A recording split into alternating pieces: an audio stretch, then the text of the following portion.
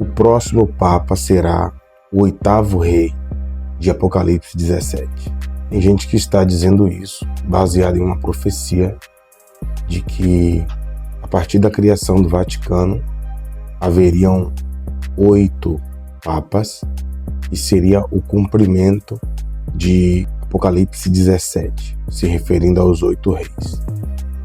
Só que existem algumas coisas que a gente precisa observar aqui para anular completamente esse tipo de crença.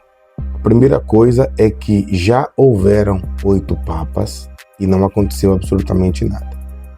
Tem gente que nega o Papa Bento XVI como o 7º Papa porque ele renunciou. E dizem assim que o Papa Francisco foi o 7º, mas isso não é verdade. Se você puxa o histórico, você vai ver o Papa Francisco como o 8º Papa. Ele morreu e não aconteceu nada. Em primeiro lugar, ainda que o texto de Apocalipse 17 fosse para os nossos dias, não é possível estar falando-se acerca dos papas, porque o 8º já morreu e não aconteceu nada. Em segundo lugar, não se está falando de papas nem de líderes espirituais religiosos. Está se falando de reis.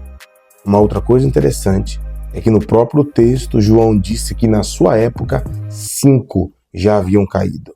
Então observe que João estava se referindo ao Império Romano quando você analisa o contexto histórico, e não sobre a Igreja Católica.